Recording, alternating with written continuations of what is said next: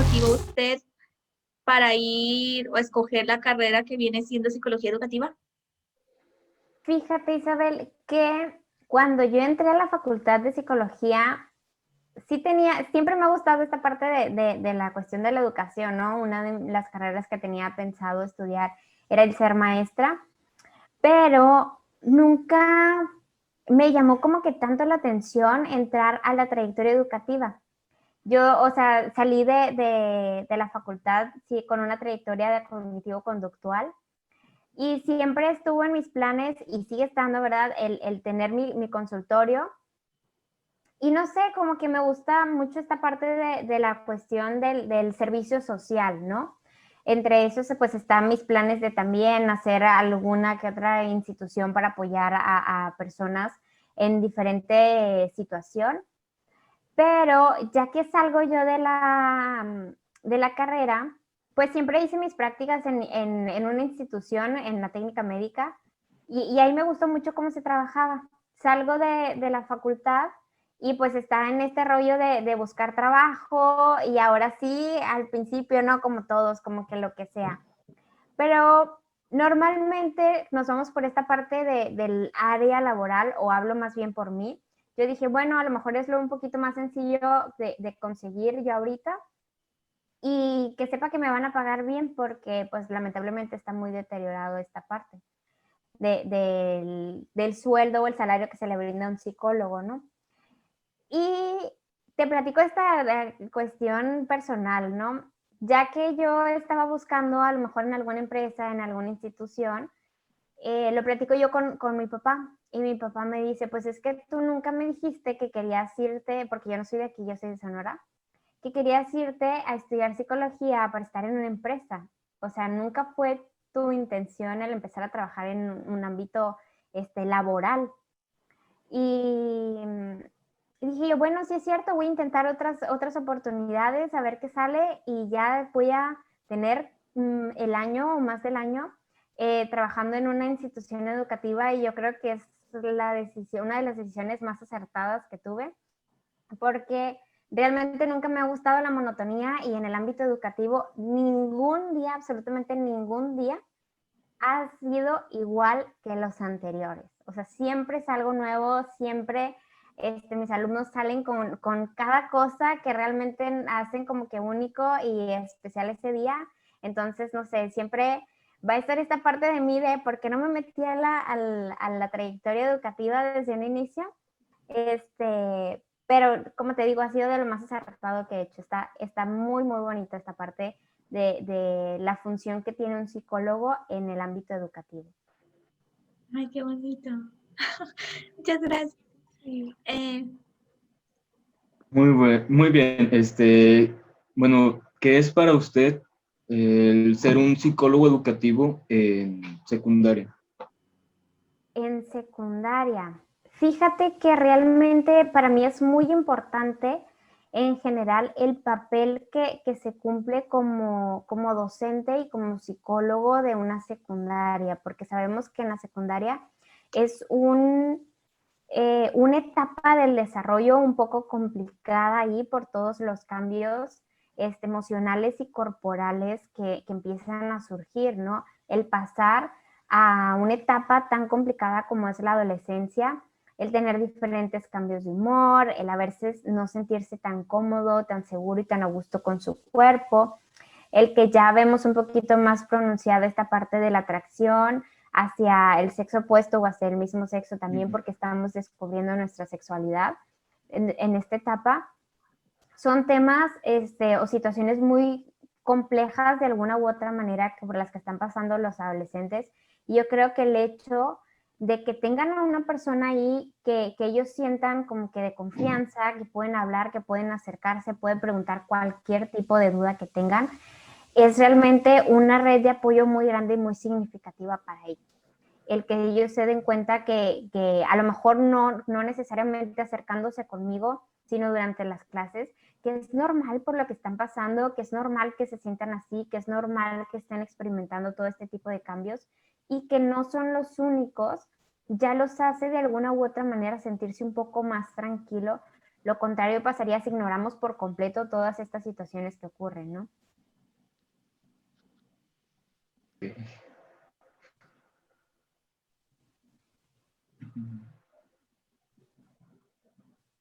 Ok. Ok, bueno, me vuelvo a presentar. Yo soy Víctor Galindo y yo tengo una pregunta que sí me causa un poquito de curiosidad, que cuáles serían las habilidades y competencias que se necesita para ser un psicólogo educativo de secundaria. Fíjate que yo creo que las habilidades y los recursos que generalmente deberíamos tener para cualquier profesión en el ámbito educativo y nosotros ahora como psicólogos, ¿no? La responsabilidad, la asertividad, la empatía, esta parte también de, ¿cómo te digo? De ser, sí es muy importante que durante esta etapa se establezca el que, bueno, yo soy figura de autoridad tuya, porque se suele mucho prestar que a lo mejor por la confianza, por la comunicación que hay, pues de repente se salten o se brinquen ciertas como que normas, ¿no? Que hay en la institución. Entonces es importante que tú aprendas a decirle a los adolescentes, sí, yo soy tu amiga, yo soy una persona que puedes acercarte para platicar con ella, que te puede apoyar en las diferentes situaciones que te pase, pero principalmente de todo esto, bueno, yo soy la psicóloga del colegio y yo soy una autoridad también para ti. Entonces yo creo que el hecho de tener desarrollada esta habilidad, de poder marcar justamente el quién eres tú, pero que esa marca o esa línea que tú pongas no obstruya esa relación que tienes con los adolescentes, es lo esencial para mí. Ok, ok. Muchas gracias. De nada, Víctor. Bueno, Qué yo bueno le que quiero preguntar. Ay, habla, bueno, Dani. es que antes, espérenme, qué bueno que mencionara eso porque era una de las cosas que teníamos duda en nuestro equipo sobre los límites y ahorita va a ser la pregunta pues Andrea que también tuvo curiosidad. Ya puedes proseguir, es que fue algo que me... No te preocupes. Bueno, antes de la pregunta quería un dato curioso. Yo también soy de Sonora y me llamó mucho la atención que usted también lo sea. Qué padre, Bueno, Andrea. ¿Te viniste para sí, estudiar la facu también? me voy a ir ya que estemos presencial, pero sí estuve ahí un tiempo para como que aclimatarme con todo. Qué padre, en verdad es una decisión de las también más importantes y más bonitas que yo tomé. Y qué padre que te animes, me da mucho gusto. Sí, siempre quise entrar aquí, entonces estoy muy emocionada. Bueno, como psicólogos, pues tenemos que cumplir con un código de ética profesional. Mi pregunta es, ¿qué llegará a pasar si usted pues rompe uno de ellos o no cumple con uno de ellos? Muy bien. No solamente como psicólogo, sino también como yo soy parte de una institución, conformo parte de esta institución, también tenemos ciertas reglas y ciertas normas. No sé si esto quieres que te lo diga en general o tal vez hay alguna cuestión ética que que te gustaría más que aborde, Andrea. No tengo uno en especial, si gusta abordarlo pues en general. Muy bien. No sé, la que más se me ocurre ahorita es esta cuestión de la confidencialidad, ¿no? De decirlo de alguna u otra manera. Yo creo que el hecho de que cuando tú marcas justamente esta línea entre quién eres tú, pero todavía puedes acercarte a mí, a platicarme lo que te está pasando, a expresar un poquito cómo te sientes, también es importante que durante la retroalimentación o la comunicación que se tiene con el alumno, con el adolescente, a mí me gusta mucho que ellos lleguen como que a una solución del conflicto que le está pasando. Y obviamente una solución correcta, una solución asertiva y adecuada de acuerdo a él. Cuando sucede que hay alguna situación, a lo mejor de depresión, que llegara a practicarse cutting o que tenga este tipo de ideación suicida o que esté pasando realmente por una situación muy compleja y muy difícil, como institución nosotros sí citamos a los padres de familia, ¿no? Obviamente, previo a esto, pues se platica un poco con el alumno, se le hace ver la situación, a lo mejor la posible gravedad, en caso también de situaciones en las que los alumnos, o la familia, los papás de los alumnos estén pasando por una situación de divorcio, también llega a afectar muchísimo su comportamiento. Y el hecho de que tú establezcas esta comunicación con ellos y el que hables y platiques de lo importante que es o las ventajas que tendría para ellos el hecho de que esto se abordara no solamente como que entre nosotros dos, sino ya también incluir a miembros de su familia es muy importante. No te puedo decir en dado caso de exactamente qué es lo que haría yo si rompo el código ético, porque es algo de lo que realmente sí me siento muy feliz, que sí cumplo con él, ¿no? Tal cual, y siempre lo he hecho ver, el cómo es importante que realmente las cosas que yo considere significativas, que están poniendo en riesgo tu vida, tal vez la vida de alguien más o algo, pues tengo que hacérselo saber a alguien más. Sí, es que me llama mucho la atención porque me ha tocado en muchos casos presenciar que sí hagan como que no cumplan con lo que es la ética, y también afecta mucho en la credibilidad y validación que tiene un psicólogo, ¿no? Porque sí batallamos bastante con eso. Sí, claro que sí. Y principalmente en esta etapa, yo creo que es muy complicado el que el adolescente no lo sienta como que, todo lo que voy a contarle a la psicóloga va a ir a chismeárselo a mis papás. Entonces, por eso sí es importante que se establezca muy, muy bien esta parte de que no todo lo que tú me dices yo voy y lo platico, sino que busco una solución contigo e intento orillarte para que también esta solución que yo encuentro la tomes como propia, como tú tener esta responsabilidad de decir, bueno, sí quiero hablar con mis papás, sí quiero hablar inclusive a lo mejor con mi hermano, sí quiero hablar con alguien con alguno de mis compañeros. Y eso yo creo que es lo importante y lo que hace que los adolescentes no se sientan como que tan atacados y no lo vean tanto como que la única persona a lo mejor con la que me puedo acercar, etcétera. También rompe esta parte de la confianza. Gracias. De nada, Andrea. Y bueno, mi pregunta aquí es que muchas veces se cree como que no se necesita un psicólogo en, ¿cómo se llama? En los colegios, en las escuelas, como que no lo ven necesario, y siento yo que apenas ahorita está como que tomando fuerza y se está viendo como de que no, o sea, sí es importante que haya una persona especializada. Y pues mi pregunta viene a que cuáles serían como los cambios significativos que puede tener un plantel educativo al tener una persona pues especialista en psicología.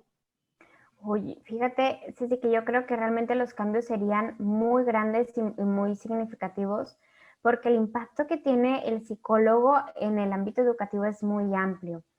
Normalmente, pues sabemos que los reportes o cuando mande llamar a tus papás en una escuela es o por bajas calificaciones o por la conducta, porque no entra a clases, no entrega los trabajos, se pelea, o inclusive a lo mejor porque no, no logran tener un aprendizaje al mismo ritmo que los demás.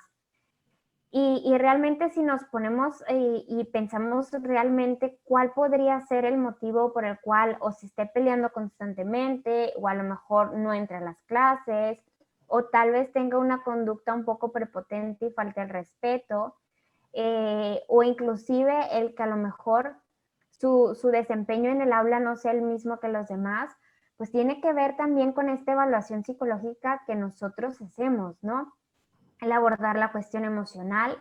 Yo creo que ahí la cuestión emocional es muy importante en general para todo, de ahí se desglosan muchísimos aspectos en cuanto a la conducta. Y fíjate que sí me he dado cuenta yo que con el simple hecho de que los adolescentes tengan este espacio y este tiempo para hablar cuando ellos quieran, sin obligación, sobre cómo se están sintiendo, ya empiezan a generar un cambio en cuanto a su comportamiento, en cuanto a su manera de abordar las situaciones, al rendimiento que tienen inclusive en la escuela, y obviamente como psicólogos educativos la detección temprana de, por ejemplo, si algún alumno tiene dislexia, si a lo mejor algún alumno tiene déficit de atención, etcétera, pues realmente es muy importante y significativo para su vida, porque ya no es el no avanzas como los demás, ya no es el no eres capaz de hacerlo, ya no es el no puedes, sino que se tiene que hacer una adaptación curricular muy, muy importante y muy significativa en la vida del alumno, no en cuanto al ámbito académico únicamente, sino también al cómo él se percibe a sí mismo. Y sabemos que esta parte también repercute muchísimo en sus habilidades sociales y en el desenvolvimiento que va teniendo con los demás compañeros y la cuestión de la autoestima.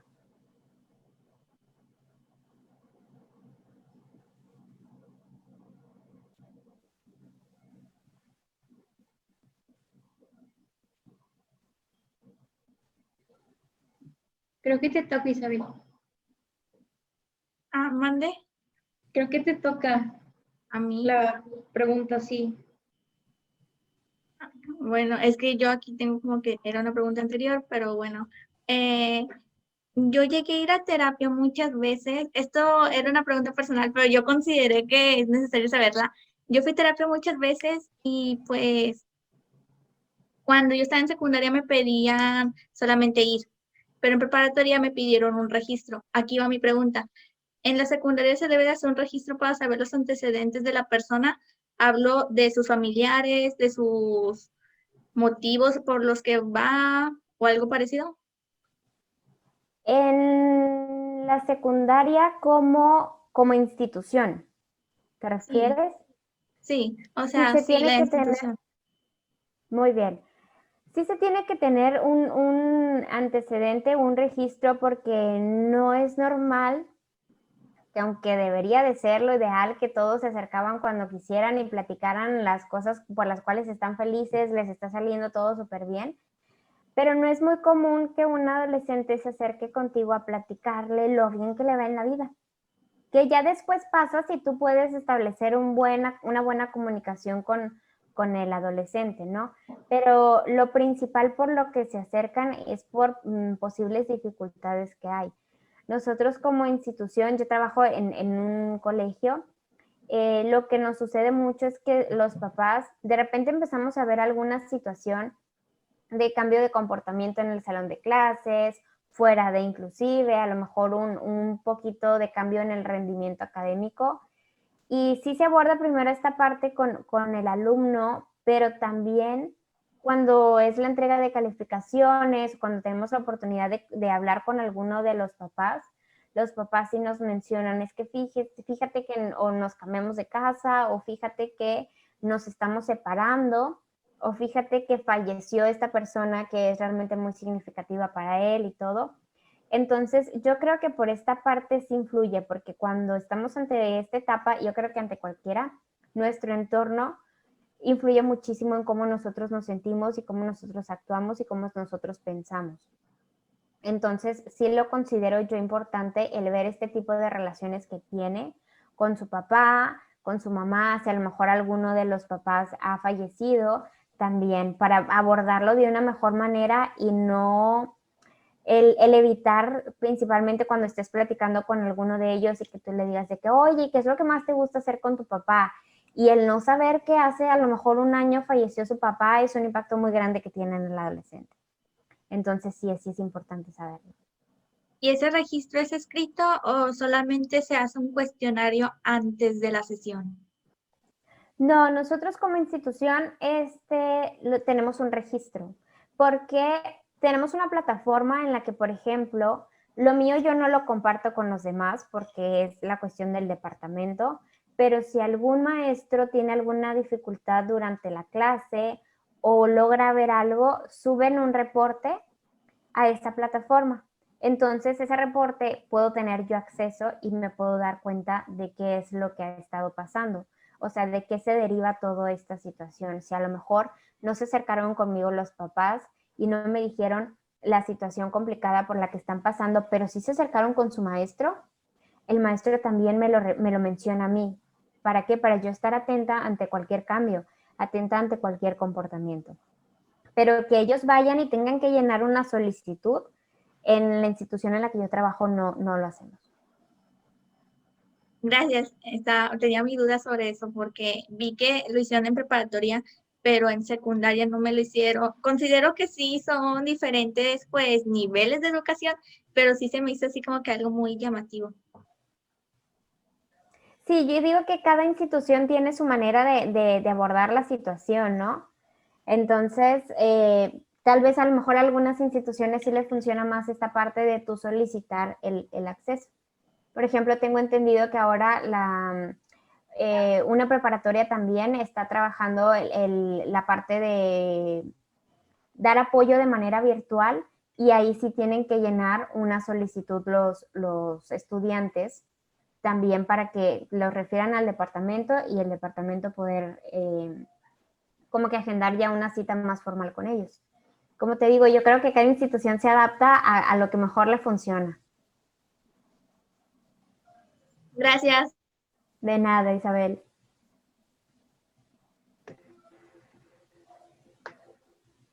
Ok, bueno, para continuar, esta pregunta es más con respecto a la experiencia propia que tenga usted como psicóloga a, pues, el psicólogo de secundaria en general.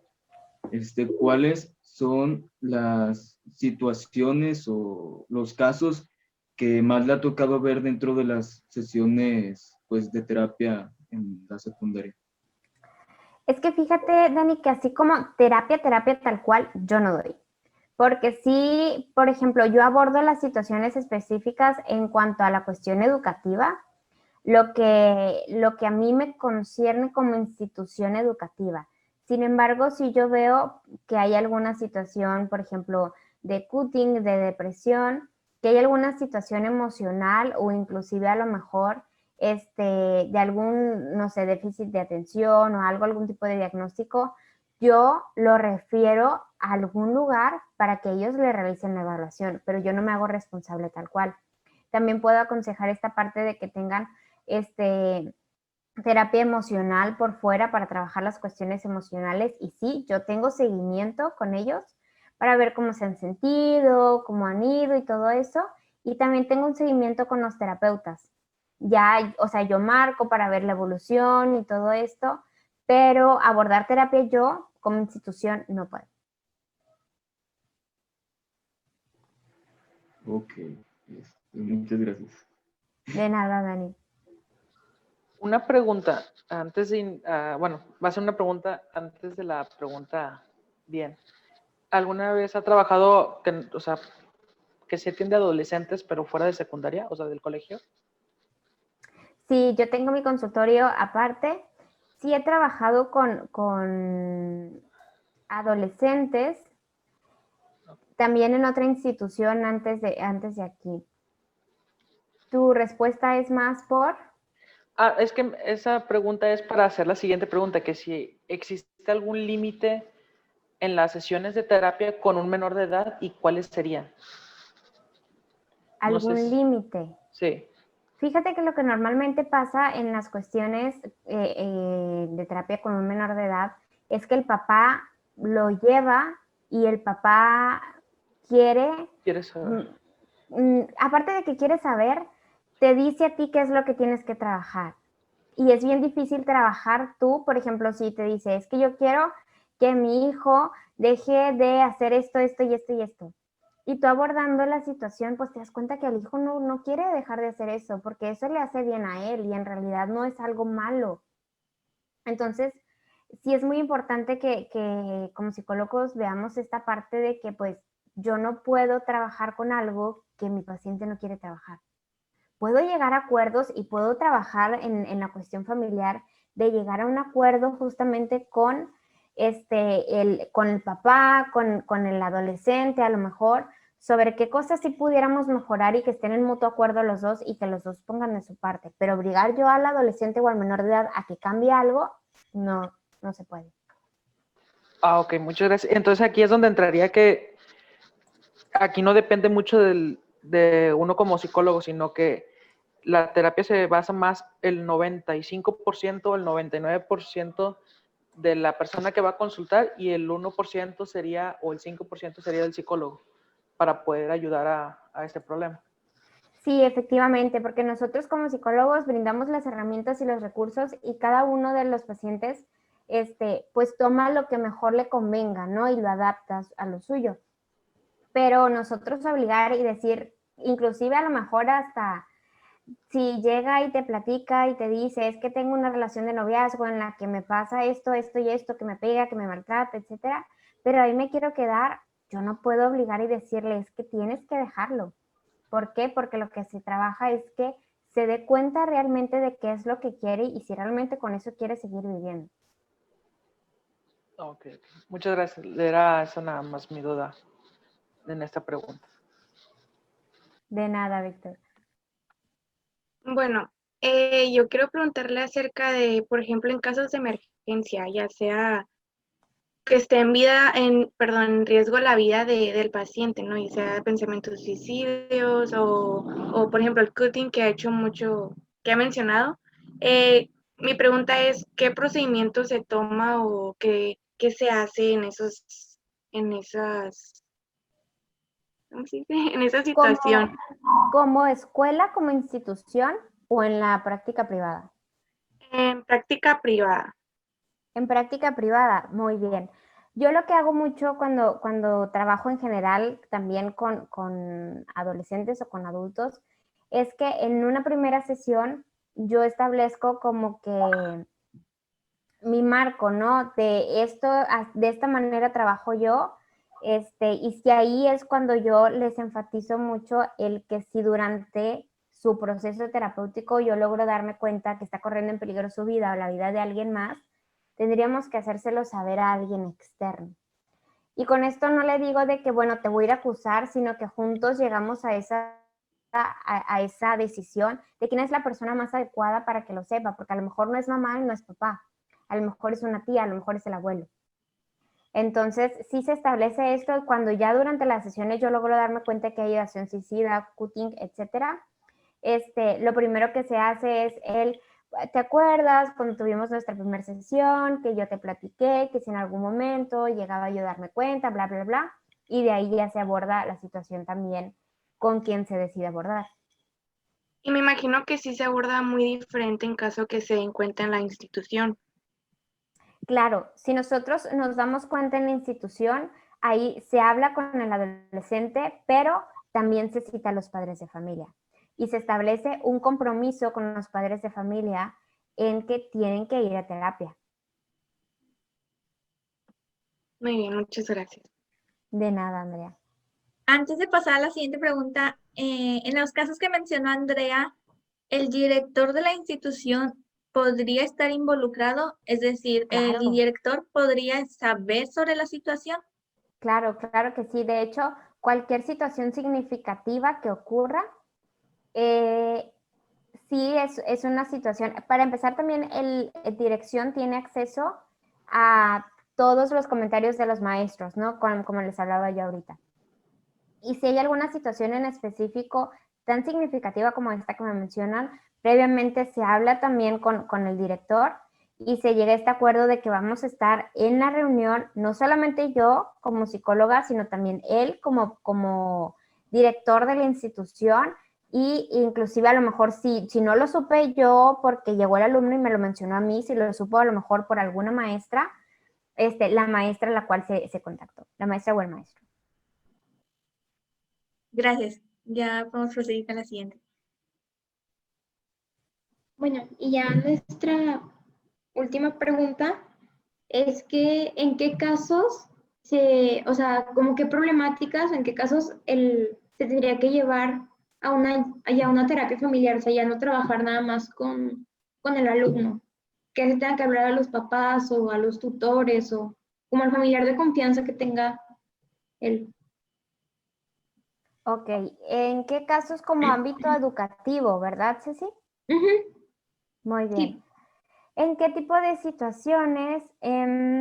A lo mejor cuando hay un comportamiento muy, muy rebelde por parte del adolescente y no tiene esta apertura a platicar, a generar un cambio. últimamente con esta cuestión en línea nos ha pasado mucho que no se conectan los adolescentes. No se conectan o están, pero están con la cámara apagada y no están en realidad. Entonces, primero sí se intenta contactar con el adolescente, si de plano no nos funciona, sí se contacta primero por correo electrónico a los papás para informarles y que ellos sepan que no está haciendo lo que no está haciendo su hijo, ¿no? Su hijo, su hija. Y ya posteriormente, pues intentan buscar como que soluciones. Sí ha llegado el caso de que se ha tenido que citar a los papás para abordar diferentes estrategias y para que se genere un compromiso por parte de los papás en este apoyo como institución.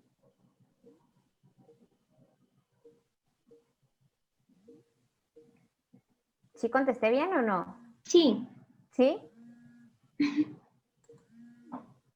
Antes de terminar, yo sé que era la última pregunta, pero quiero preguntarlo. ¿Existe un límite de terapias en la institución? Supongamos, el alumno solo puede ir como unas 10, 8 veces. No hay, como no hay terapias tal cual en la institución, nosotros no damos terapia, damos un espacio para que ellos se acerquen y hablen, pero no es terapia psicológica tal cual, no hay un límite. Los alumnos pueden ir la cantidad de veces que ellos quieran, que ellos lo necesiten, inclusive si dejan de ir, a lo mejor por alguna u otra razón, yo más adelante hago esta cita con ellos y los invito a platícame qué va de diferente, platícame cómo llevas las cosas ahorita. Gracias, ya es Tengo, ya sé que, no sé si ya se tenga que ir, pero tengo una pregunta digo, perdón por mi ignorancia, pero ¿qué es ese caso del cutting o algo así entendí? Cuando tú te cortas alguna parte de tu cuerpo en general. Ok, ya. Muchas gracias. De nada, Víctor. hablando de lo que dijo Víctor, cuando un adolescente presenta eso, existe, o sea, hay algo para que se tengan observación, o sea, por ejemplo, se le comunica a los maestros de que los vean durante las clases o algo parecido. Sí, lo padre de esto, que me gusta muchísimo en el colegio en el que yo trabajo, es que cada ciclo escolar, como cambian de maestros, nosotros como departamento tenemos una reunión con los maestros para informarles sobre los alumnos que tienen, ¿no? Las diferentes características, tanto sus fortalezas como sus áreas de oportunidad. Y ahí es donde se aborda y se dice, este alumno está yendo a lo mejor a terapia de lenguaje, este alumno está yendo a terapia emocional, por esto y esto y esto, ¿para qué? Para que el maestro también cuide esa parte del abordaje en el aula. ¿Sí contesté un poquito tu pregunta, Isabel? Sí, es que me recordó a algunos casos que yo había visto en unos documentales. Sí, muchas gracias. De nada. Ya no hay más preguntas, supongo. Queremos agradecerle mucho porque tuvieron la oportunidad. No sabía que tenía más equipos. Sí, no te preocupes, Isabel. Al contrario, gracias a ustedes y qué padre que tengan esta confianza de preguntar todas sus dudas. Qué padrísimo también que tengan este trabajo, porque yo creo que es muy diferente ya el abordar o el ver realmente cómo es la situación fuera de lo que nos comentan en la escuela, lo que nos dicen los maestros. Entonces, qué padre y al contrario, gracias a ustedes. No, Muchas pues, que gracias. muchas gracias. Muchas gracias El por área darse el tiempo. educativa siempre se me ha hecho como, no sé, siempre me ha llamado mucho la atención. Y o sea, bueno, pues, me llamó la atención que dijiste que querías ser maestra. Y me acuerdo que yo, o sea, yo quería estudiar, o sea, como que me empezó a interesar mucho el área como, o sea, lo emocional, de que es que si esta persona, no, los niños, yo siempre estoy de que con los niños, que si este niño hace esto es porque seguramente pues le pasó esto, no, bueno, no así, pero de que pues quizás sea por esto y esto, como que siento que todo tiene un porqué y más con los niños se me hacen como que un mundo súper complejo y súper, no sé, wow, y como que la educación siempre me ha llamado mucho la atención. Sí, qué padre, sí. Realmente todos tenemos un porqué, niños, adolescentes, adultos, todos tenemos un porqué de la manera en cómo actuamos. Y sí, qué padre que te llame la atención. Realmente es algo muy bonito. Como te digo, es una de las mejores experiencias que yo he tenido el ser psicóloga educativa, porque todos los días es realmente muy diferente al otro. Entonces, si no te gusta la monotonía, si no te gusta como que siempre lo mismo, realmente está padrísimo.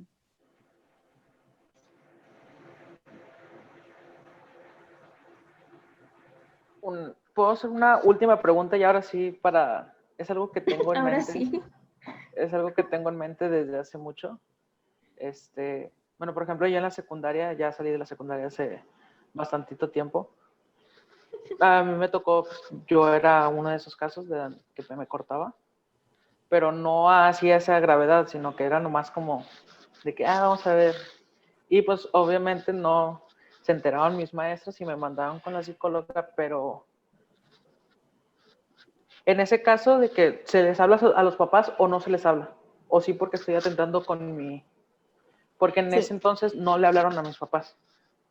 Sí, en ese caso se les tiene que hablar a los papás, Víctor, primero hacer una serie de evaluación como psicólogos que nos corresponde y posteriormente ver, porque sabemos y lo van a seguir viendo, yo creo que en su materia de psicofisiología, creo que se llama, el cómo nuestro cerebro funciona con diferentes químicos. Entonces, pudiera ser que a lo mejor hay esta tendencia, tal vez porque algún químico de nuestro cerebro no está funcionando como debería de funcionar. Y hay casos en los que han practicado cutting y después pues se pide y se colabora también con un psiquiatra por esta cuestión. Uh-huh.